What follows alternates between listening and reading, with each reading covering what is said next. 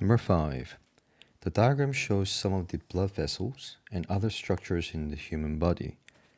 The blood vessels shown are all parts of the same blood vessels. So let's have a look at what the blood vessels are.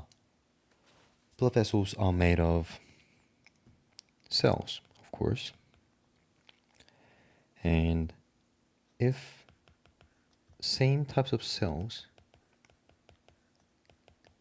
gather around, the structure is now called tissue. If different types of cells gather around and forms a structure, that's an organ. If different organs combine together, then they are called organ systems. And if the organ systems combine together, they form what is called the organism.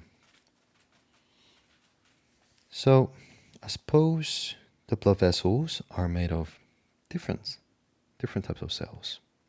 So it should belong to the organ. However, the answer is not B because the question is asking where does the blood vessel belong to? So the blood vessels are all parts of the same organ system is the answer. So blood vessels form a part of the organ system.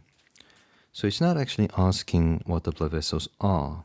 It's actually asking where does the blood vessel or where do blood vessels belong to. So the answer should be C for this question.